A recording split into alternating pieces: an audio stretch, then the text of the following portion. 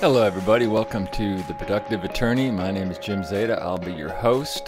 This podcast is designed to help you be more efficient so that you can do the things outside of the law and have more fun with your leisure time and be more efficient. Today, I'm going to talk about something that's kind of near and dear to most lawyers' hearts, and that's money. But we're also going to talk about billing, and we're going to talk about accounting.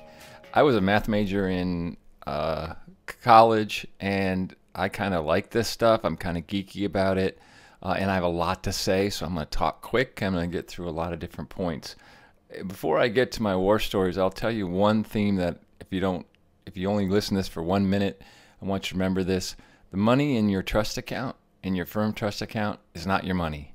Yeah, Jim, I know. I learned that in law school. I understand it's sacred.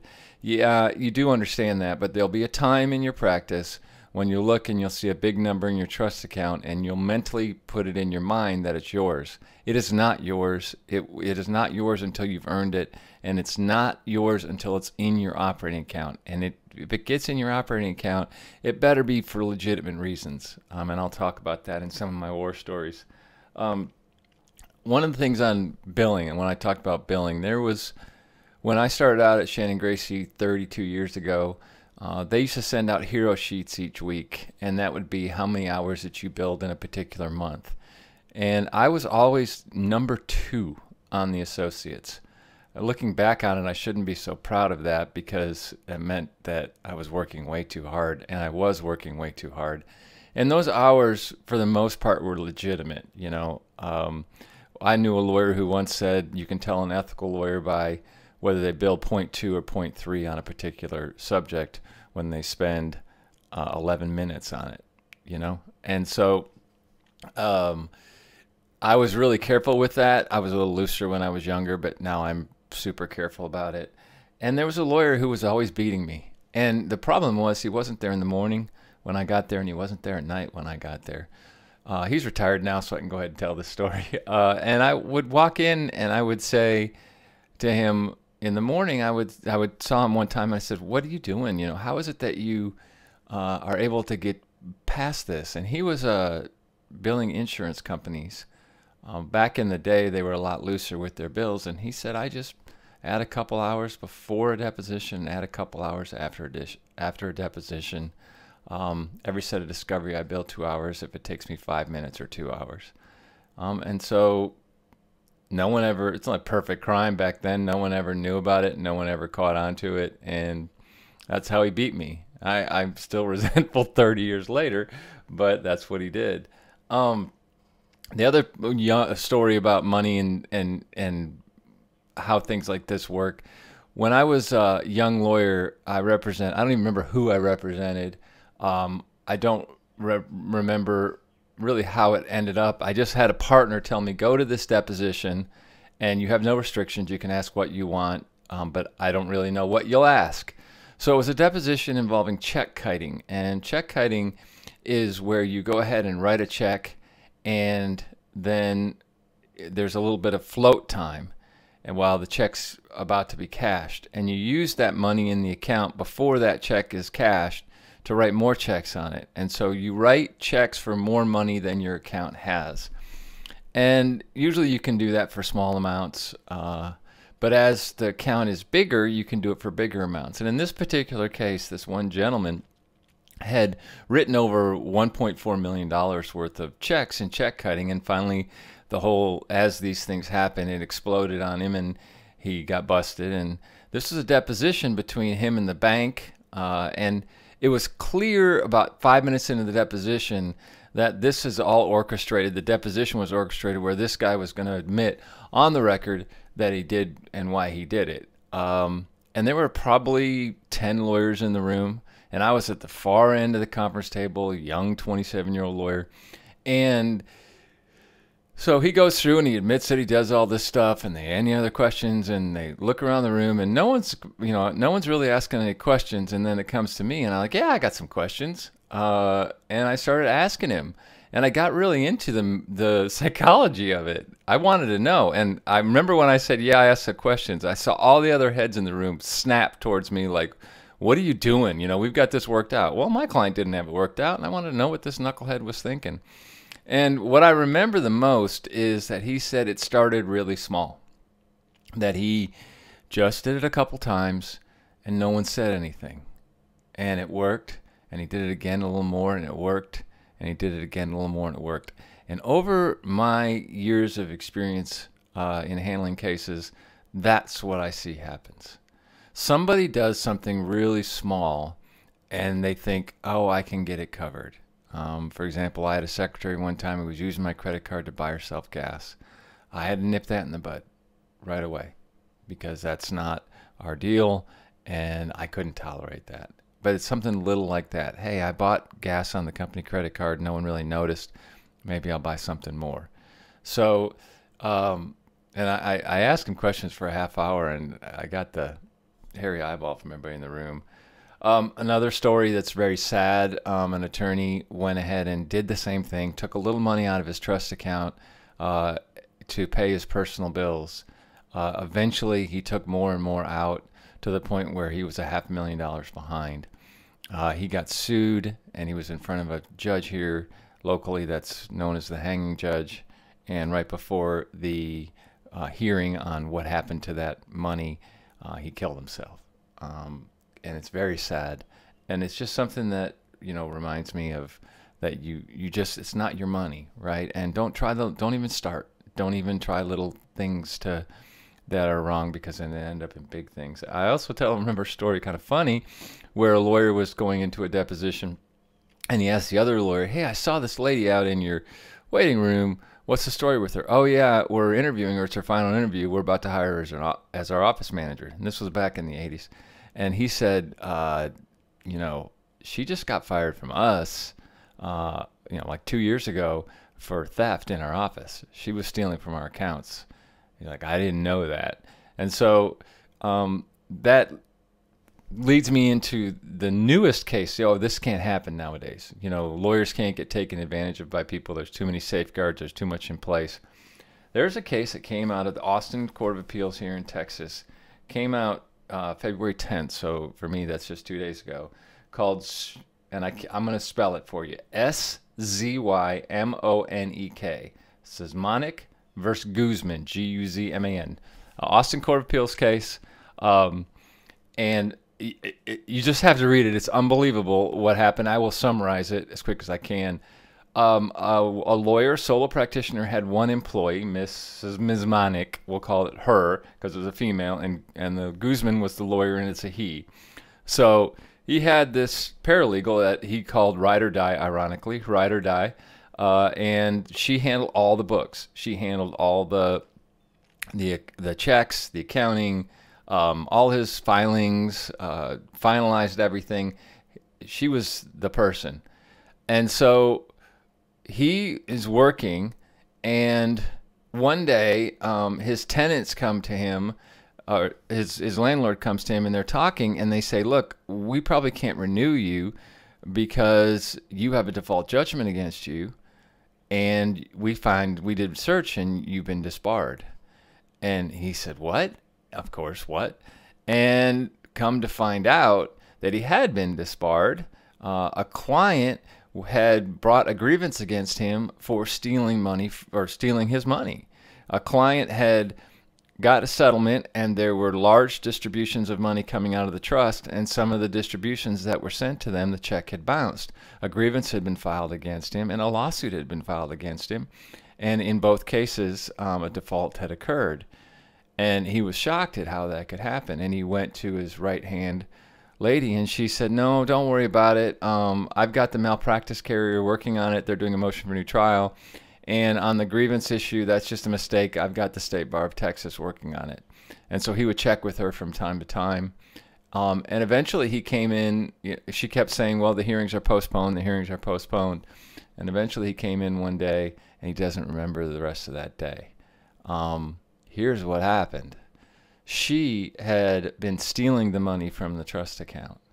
She had been buying trips and clothes and hotels and all kinds of personal things, bought a new car, all that out of the trust account.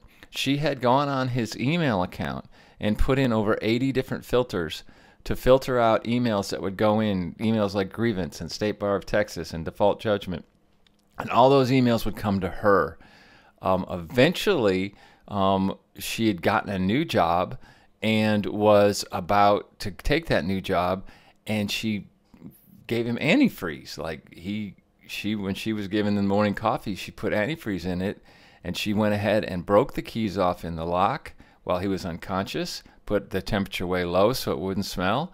And it just so happened someone came by the next day, broke in, and the guy was vomiting and his organs were failing. And they took him to the hospital. He was in a coma for several days, and he finally got out of it. He sued her, and this case has to do with that suit. But you want to read some crazy facts, read that case. And last little kind of war story. Lawyers today, the young lawyers, we've talked about this in other podcasts, they're all about the money. There's not very much firm loyalty. And as a law professor who has talked to many law students, including one this week, I'm on board with them. I'm on board with young lawyers moving. Partners don't want to hear this. Big law firms don't want to hear this. But right now, lawyers have figured it out. Younger lawyers have figured it out. This brass ring of a partnership is really just fool's gold. And lawyers who are young should find the firm that they want to be at, do the things that they want to do. And if they don't have what they want, go next door.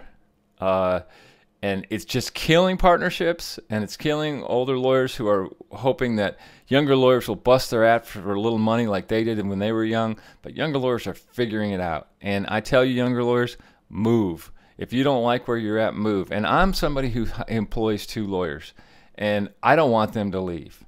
They are great. They're tremendous. They take a tremendous amount of heat off of me so I can do things like this. But I will tell you that I understand that they have other opportunities, and I know that they're very good at what they do, and I know other people want them. So I treat them like gold. I do everything I can to make their life better. Work from home, check. Bonuses for good work, check. High percentages of cases they bring in, check. Time off, check. Anything that they need, they're going to get. And it's not, I don't feel resentful towards it because I worked so hard when I was younger. I've done very well, and I could retire if I need to now. I just understand the realities of the marketplace today. And the realities are you've got to work hard to keep your employees, especially your good employees. And I will do that for my staff as well. And it means making less money. And it means having to have more communications. And it means being more touchy-feely with your staff. I agree with that 100%. I think that's something that you need to do. And I'll tell you, as older lawyers, some of y'all are going to struggle with that. You think you're going to be traditional. You think things are going to go the way you want. No. And it goes one step further, and I talked about this in Disrupting the Law Practice. Let me tell you, when hedge funds get involved in our work, they're going to have there's no brass ring of partnership. When hedge funds own it, it's all about money. When the Amazons and the Apples and the Facebooks of the world own law firms and lawyers, man, talk about no loyalty now. There'll be no loyalty at all back then. So, I would just take care of your staff, take care of your lawyers. Some just little tips on money, accounting, and billing. Let's talk about billing. Keep your time as you do it. I have a case management system where if I have an hourly case, I put in the hourly right after. You have to make it as simple as possible. And then if you are a lawyer who does hours, that's your bread and butter is hourly billing. At the end of the day, spend 5 minutes, go over your day, and find the hours that you missed. Inevitably, you're going to miss 10 to 20% of your time. Go back and do it at the end of the day. Other huge tip that I have on hourly billing is send your bills on the 1st of every month. Like clockwork. I have a client that I've had since 2007. I bill them every month. And if you go back since 2007, you will see that they received a bill on the 1st of every month. Every month except one where I billed it on the 3rd. I can't remember if I was sick or on vacation, but they get a bill on the 1st. And there was one month where I did the bill but forgot to send it out. They called me on the 5th and said, where's our bill? They were so used to getting it and they had a procedure in place. That also, get to know who pays your bills, like who writes the checks on the other side. Just make those calls, form a relationship with them. They're wonderful people, and they'll really help you out if you get into trouble. And then the other advice I would give, and I've talked about this in other podcasts, on the first meeting with the client, always talk about attorney's fees. Tell them exactly what you're going to do. On a contingency fee case, I always use the example of $1,000. So I tell a prospective client, hey, let me walk you through how the breakdown goes at the end of a contingency fee case. And I use $1,000 with you, Mr. or Mrs. Client, because I use $1,000 in every case. And when I go back at the end of the case and remind you this conversation, you'll remember the $1,000. That does not reflect on the value of your case. It's just a number I use. We settle a case for $1,000. Attorney's fees in this case is 40%. That comes off the top. So let's say that's $400 that comes off the top. And then on top of that, we have expenses, filing fees, deposition costs for court reporters, investigation fees, expert fees. Those fees come out of your portion. Let's say that's $100 in this particular example. That leaves $500. Then we pay your medical expenses out of the settlement. Liens, subrogation interests, letters of protection, we pay those out. Let's say in this particular case, that's $300. So we have $400 attorney's fees, $100 in expense, $300 in medical expense. That leaves you with $200. Well, at our firm, we will never take more as an attorney than you do as a client. So instead of us getting $400 and you getting $200, we would even that out to $300 a piece. I would call you and I would say, hey, Mr. and Mrs. Client, we received an offer from the defendant for $1,000. After that $1,000, and we do all the numbers that we talked about, you will receive $300. I will ask that you look at the $300 because that's what you take home, not the $1,000. And we will at that time give you a recommendation. We will say take it or don't take it, and you can either accept or reject. We are your soldiers. We'll do what you ask. And we've had cases where clients, we have said don't take the settlement, and they have rejected our advice and said, no, I'm tired of the case. I want it done. Take it. On the other hand, we've had cases where we have said, man, we really need to settle this case. We've got all kinds of problems with the case. It's a good number. And they said, no, we want you to go forward. We've tried cases where clients have rejected offers that we've recommended because that's what they wanted and that's what we do. That's the conversation I have at every meeting. On the billable hours, I say I'll be sending you a bill at the first of every month. I expect it to be paid by the 15th. If it's not paid by the 15th and I do work on your case the next month, I will bill you again at the first of the month. I will send you the previous first month's bill, the previous month's bill that I sent on the first, so you will get two bills. And if you don't pay by the 15th on that second month, I will stop work on your file. That's the way I handle your case. I expect it to be paid. And I'm going to ask for a retainer that I believe will cover most of it. I will decrease the retainer, but I will ask you to refill it. Honestly, retainers typically aren't replenished very much. If you have a good relationship with the client where they start paying bills on time, that's not a problem. I will tell you that I collect about 98% of billable hours over the last 20 years. Just that method works. And then on the 2%, just mistakes where people had convinced me that they would pay, and I listened to them and I went away from my system and I got burned. A couple other little tips. I have my trust account has a different color check than my my operating account. My trust account's yellow. My operating is blue. No doubt what check's going out when it goes out. Another tip, only you sign your checks. I sign every check and I process every settlement. I don't want what happened in that Guzman Sismonic case to happen to me. I need to know what's going out and what's coming in. When I do a contingency fee settlement, when I do the checks, I always do it in the same order. I pay the client out of trust first, I pay my vendors and medical providers second, I pay my co-counsel third, and I pay my expenses and my fees last. I do that because occasionally, definitely occasionally, there'll be a math problem. And at the end, I have promised all these people these monies because I've done the settlement disbursement sheet. The client has received it. The client has looked through it and approved it. Everybody else is on board with the reductions. Co-counsel expects their money, and we just screwed up on the math. And that's my fault because I didn't double check it when my paralegal brought it up to me to look at. Now she knows, because we've had enough mistakes that she knows to come up and have me look at it. And I'm just talking $200 or $400 here or there. But what happens is I'll come down and I'll be short at the end. Well, that's on me, and that's a hit that I've got to take. And it happens when you get $200 out here, $400 there, where you have little math errors in it. You look at the math a little bit closer over a period of time. Make sure that you're on contingency fee lawyers. Make sure that you're on the checks. Law Office of Jim Zeta is on the check. Powers of attorney are acceptable for limited for purposes of signing the check.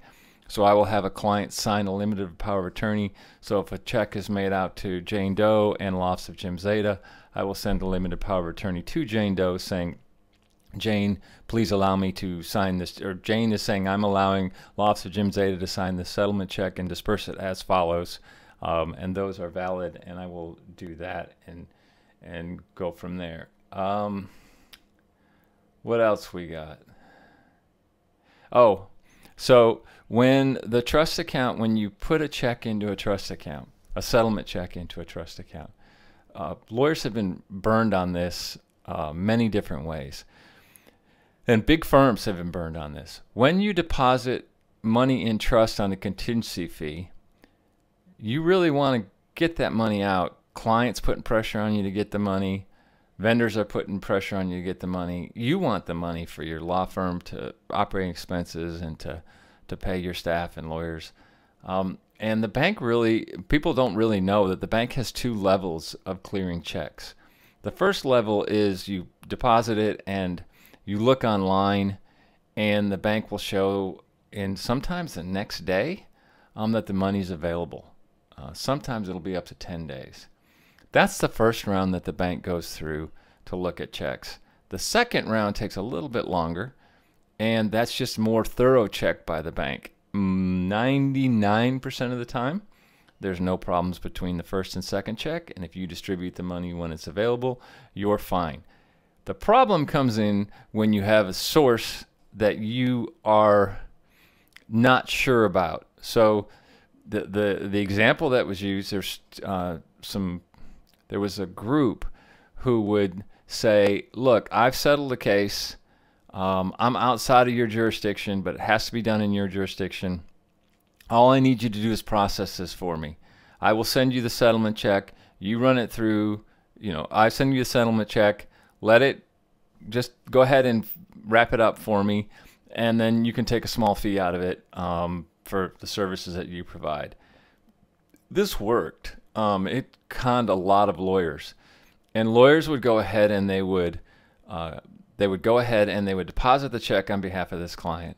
They would see the first level of availability, and they would go ahead and distribute the money, and then they would get a phone call on the second level of checking by the bank, where the bank would say, yeah, facially it looked okay, but we've determined it's a fraudulent check.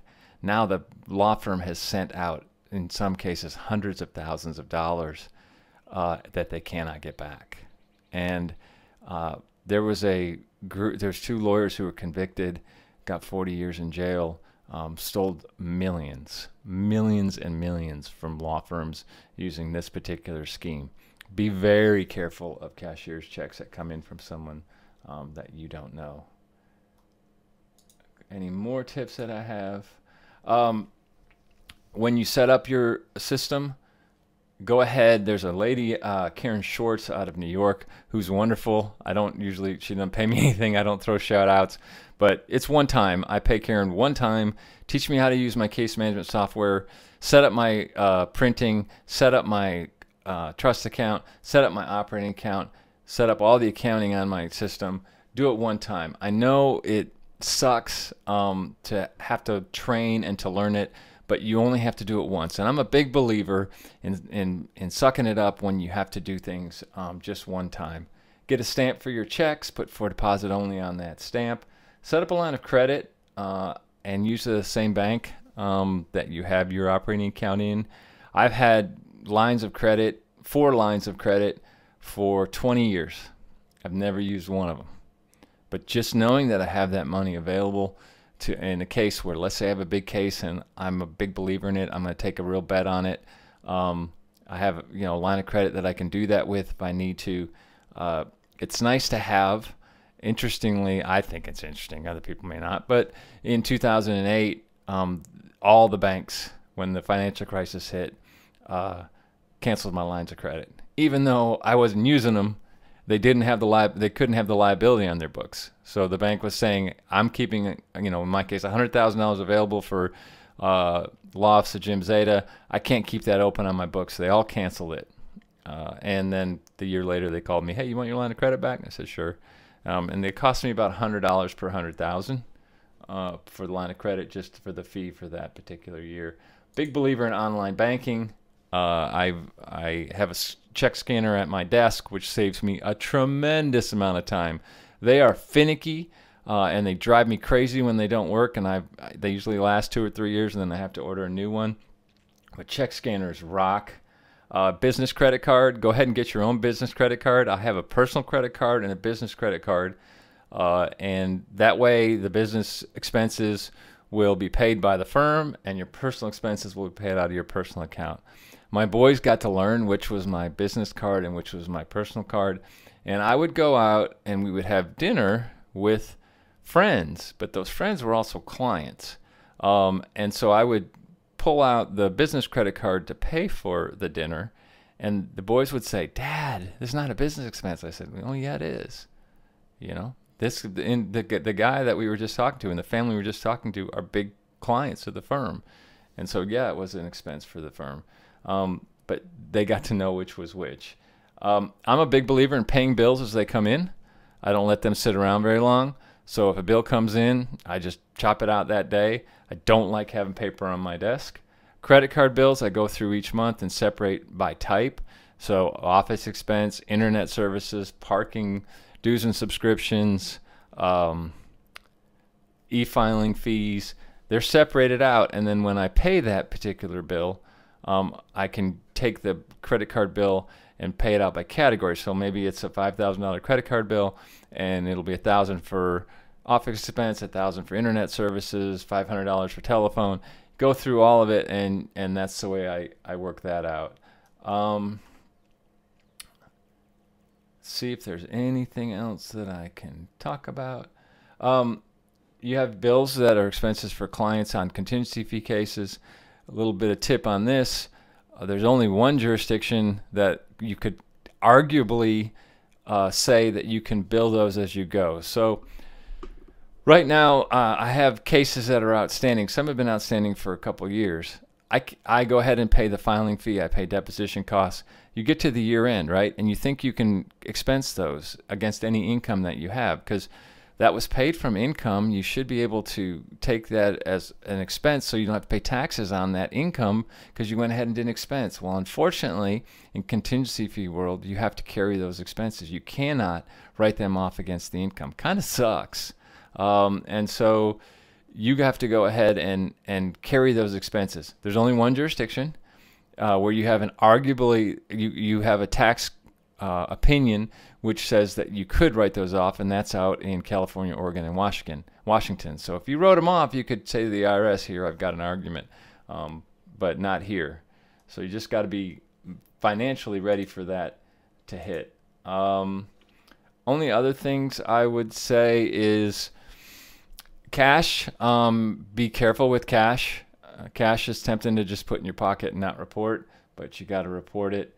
Employee theft. I am somebody who doesn't tolerate employee theft. I will tolerate tardiness. I will tolerate even in substance abuse. I've tolerated and got people help, but employee theft, it's not your money. They're messing with clients' money. If they're willing to take something from you, no matter how small, they're going to take something from the client. They're in some sort of financial situation where that's the case. And it may be a bigger sign, if they may have other issues as a result of it. Don't bill stupid expenses to clients. There's a story where a big firm went ahead and billed a $23 glass of orange juice to a client. This was on a $50,000 bill. clients understand $50,000 for attorney's fees, but they'll pay that in a heartbeat. They don't really know what goes into it. They don't know how it was worked out. And in fact, there is a lot of, possible overbilling going on, or billing that should have been less, but they can't quantify it. But they can quantify a $29 glass of orange juice. There was an article about that. So be careful along that. Don't bill stupid don't bill stupid expenses to clients. That's it. The only other thing I would say is when you do your billing, make sure that your descriptions are solid. Just a couple other things. First, when you do billing, make sure your descriptions are solid. They won't pay your bill if you're not. So instead of work on case, that's not a good description for a bill. It needs to be prepare response to summary judgment, brief in support of response to summary judgment, appendix in support of response to summary judgment, do legal research regarding XYZ issue, and send draft of response to summary judgment to client for review. That's the better response than work on file or work on summary judgment. So make those a little more clear. Finally, my thought about money is it's the oil in the machine. Money in a firm is what keeps it running. It's not something, and it keeps your family running, and it helps support you. If you handle your money correctly, and you save properly, and you invest properly, you will have enough when you've done with the practice of law.